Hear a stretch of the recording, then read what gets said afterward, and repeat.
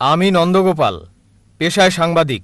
আমার প্রশ্ন হলো, অধিকাংশ ধর্মে ঈশ্বরের ধারণা আর সাদৃশ্য ইত্যাদি খোঁজার পরেও কেন কোনো শান্তি আসছে না? স্বাভাবিকভাবে সহজ মনে হলেও আসলে কিন্তু কঠিন। কিন্তু আপনি একটা দৃষ্টিকোণ থেকে বলতে পারেন কিভাবে এটা থামানো যায় ব্যক্তি পর্যায়ে। ভাই, খুব সুন্দর প্রশ্ন করলেন। এত মিল, এত সাদৃশ্য, এত একত্ব থাকা সত্ত্বেও পৃথিবীর বিভিন্ন ধর্মগুলোর মধ্যে কেন এত শত্রুতা? আমার মতে এক কথায় এটার জন্য দায়ী হচ্ছে ধর্মীয় নেতারা। এজন্য আমি বলি, যদি আপনার ধর্মকে জানতে চান, আপনার ধর্মগ্রন্থে আপনি ফিরে যান। কিন্তু দুঃখজনক হলো, ধর্মপুত্ররা নিজেদের প্রভাবকে ধরে রাখতে চায়। তারা সাধারণ মানুষকে ধর্মগ্রন্থ থেকে দূরে রাখতে চায়, কারণ জনগণ ধর্মগ্রন্থ পড়ে যদি সরাসরি অনুসরণ করে তাহলে তাদের কাছে কে যাবে? তাই সবচেয়ে ভালো উপায় ধর্মগ্রন্থে ফিরে যান, বোঝার চেষ্টা করেন এবং অনুসরণ করেন। আমরা দেখি, যদিও আমরা জানি সব প্রধান ধর্মই বলে যে ঈশ্বর এক, ঈশ্বরের কোনো প্রতিমূর্তি নেই, মূর্তি পূজা করা যাবে না, তারপরও দেখি অধিকাংশ ধর্মই ইসলাম ছাড়া মূর্তি পূজায় বিশ্বাস করে। কেন? কারণ হলো, আমি একটা উদাহরণ দিচ্ছি। যদি একজন হিন্দু গুরুকে জিজ্ঞেস করেন যে বেদ পরিষ্কার করে স্পষ্ট করে বলছে ঈশ্বরের কোনো প্রতিমূর্তি নেই, সে আমাকে বলবে, হ্যাঁ হ্যাঁ ডাক্তার নায়েক, আমি জানি এটা পরিষ্কার নিষেধ, কিন্তু আসে। ঈশ্বরের প্রতিমূর্তি নাই উঁচু স্তরের লোকজনের জন্য, নিচু স্তরের লোকজনের জন্য মনোনিবেশ করার জন্য মূর্তি প্রয়োজন।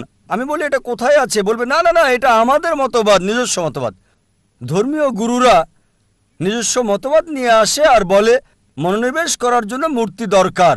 আমি আপনার সাথে একমত। তারা বলে, ডক্টর নায়েক, বেদ মূর্তি পূজার বিরোধী, বেদ সর্বশক্তিমান ঈশ্বরের প্রতিমূর্তির বিরোধী, কিন্তু সেটা উঁচু স্তরের লোকজনের জন্য।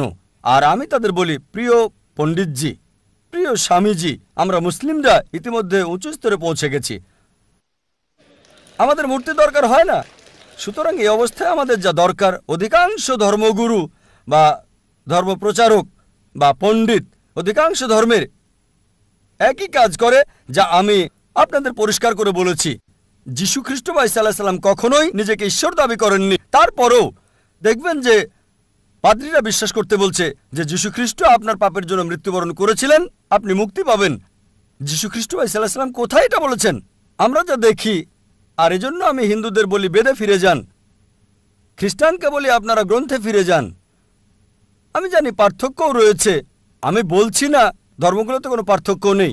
আমি বড় একটা লেকচার দিতে পারবো পার্থক্যগুলো নিয়ে, ইসলাম, হিন্দু এবং খ্রিস্টান ধর্মের। তবে আমি যা বলি, সকল মানুষকে কমপক্ষে একটা গ্রন্থকে 100 ভাগ ঈশ্বরের বাণী বলে আপনারা বিশ্বাস করে নিন। অধিকাংশ মানুষেরই এটা মানতে কোনো সমস্যা হবে না। হিন্দুরা বলবে, আমাদের কোনো সমস্যা নেই বেদকে ঈশ্বরের বাণী বলে মানতে। খ্রিস্টানরা বলবে, কোনো সমস্যা নেই বাইবেলকে 100 ভাগ ঈশ্বরের বাণী বলে মানতে। মুসলিমরা বলবে, কোনো সমস্যা নেই কোরআনকে ঈশ্বরের বাণী বলে মানতে। তখন আমি বলি, চলুন আমরা কমপক্ষে এই গ্রন্থগুলোর কমন বিষয়গুলো মেনে চলি, পার্থক্যগুলো নিয়ে পরে দেখা যাবে। অন্তত কমন বিষয়গুলো মানার ব্যাপারে একমত হই। আমার বক্তব্যে কমন বিষয়গুলো আনার চেষ্টা করি আমি, এবং তুলে ধরি সব প্রধান ধর্মগ্রন্থগুলো, হোক সেটা হিন্দুইজম, ক্রিশ্চিয়ানিটি, জুডাইজম, পার্সিজম, শিখিজম, ইসলাম, সবগুলোই বলছে ঈশ্বর এক, তার কোনো মূর্তি নেই, তাকে কেউ জন্ম দেয়নি, তার কোনো পিতামাতা নেই। চলুন এক ঈশ্বরের উপাসনা করি। সব প্রধান ধর্মগ্রন্থগুলো, জুডাইজম, ক্রিশ্চিয়ানিটি, হিন্দুইজম, বুদ্ধিজম, পার্সিজম, এগুলো বলছে যে পৃথিবীতে একজন নবী আসবেন, তার নাম মোহাম্মদ সাল্লাল্লাহু আলাইহি সাল্লাম। আমি একটা লেকচার দিতে পারবো মোহাম্মদ সাল্লাল্লাহু আলাইহি সাল্লাম হিন্দু ধর্মগ্রন্থে, পুরো একটা লেকচার দিতে পারবো মোহাম্মদ সাল্লাল্লাহু আলাইহি সাল্লাম প্রধান প্রধান ধর্মগ্রন্থগুলোতে। আমি বলবো, চলুন একমত হই, ঈশ্বর এক, তার জন্ম হয় নাই, কোনো প্রতিমূর্তি নাই, কোনো মূর্তি নাই। দ্বিতীয় হচ্ছে, সব প্রধান ধর্মগ্রন্থই বলছে একজন নবী আসবেন, তিনি সর্বশেষ নবী, তার নাম মুহাম্মদ। এটা উল্লেখ আছে বাইবেলে, গসপেল অফ জন 16 নম্বর অধ্যায়, অনুচ্ছেদ 12 থেকে 14। যীশু খ্রিস্ট সাল্লাল্লাহু আলাইহি সাল্লাম বলেছেন, আমার অনেক কিছু বলার আছে, কিন্তু তোমরা সব সহ্য করতে পারবে না। তার জন্য যখন সত্যের আত্মা আসবেন, তিনি তোমাদের পথ দেখাবেন।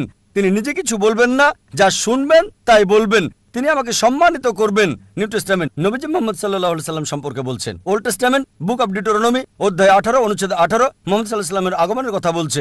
বুক অব ডিউটোরনমি অধ্যায় 18 অনুচ্ছেদ 19 মুহাম্মদ সাল্লাল্লাহু আলাইহি সাল্লাম সম্পর্কে বলছে। বুক অব আইজায়া অধ্যায় 29 অনুচ্ছেদ 12 নবীজি মুহাম্মদ সাল্লাল্লাহু আলাইহি সাল্লামের আগমনের কথা বলছে।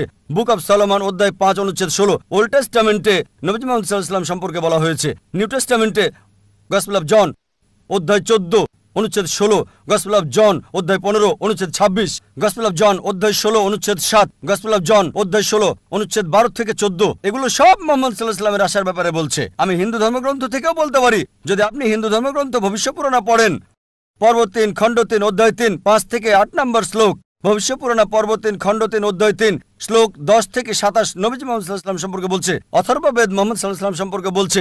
ঋগ্বেদ মুহাম্মদ সাল্লাল্লাহু আলাইহি সাল্লাম সম্পর্কে বলছে। একটা লেকচার দেওয়া যাবে। আর কল্কি পুরাণায় কল্কি অবতার আসার কথা বলা হয়েছে তার বাবার নাম হবে বিষ্ণু ইয়াস, মানে ঈশ্বরের ভৃত্য। আরবিতে আব্দুল্লাহ, যা নবীজি মুহাম্মদ সাল্লাল্লাহু আলাইহি সাল্লামের বাবার নাম। তার মায়ের নাম হবে সুমতি, যার অর্থ শান্ত, নীরব, শান্তি। আরবিতে নাম আমিনা, যা নবীজি মুহাম্মদ সাল্লাল্লাহু আলাইহি সাল্লামের মায়ের নাম। বলা হয়েছে তার জন্ম হবে মাধব মাসের 12 তারিখে, মানে 12ই রবিউল আউয়াল।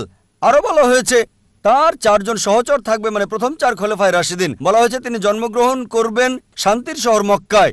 আরো বলা হয়েছে তার জন্ম হবে মক্কার প্রধান গোত্রে। এভাবে আরো আরো আরো এটা অন্য কাউকে নয়, সর্বশেষ এবং চূড়ান্ত নবী মুহাম্মদ সাল্লাল্লাহু আলাইহি সাল্লামকে বোঝাচ্ছে। আমি বলি পার্থক্যগুলো দূরে রেখে আসুন একমত হই, যা common. Hinduism, Christianity, Judaism, Parsism, Buddhism এবং ইসলামে আছে ঈশ্বর এক।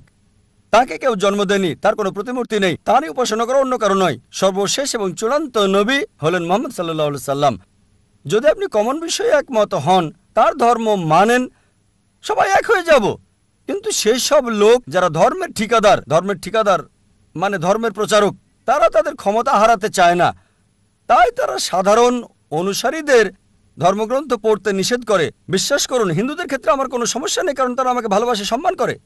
বিশ্বাস করুন, মানুষ সাধারণত ধর্মের ব্যাপারে কথা বলা পবিত্র মনে করে। আমি এটা পছন্দ করি।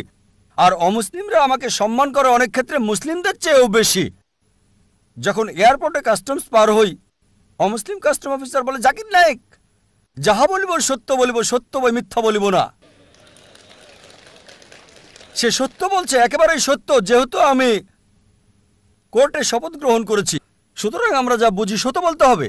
এজন্য আপনার সাথে একমত ভাই। অসহিষ্ণুতার পার্থক্যের কারণ হলো ধর্মীয় গুরুরা, ধর্মীয় নেতারা।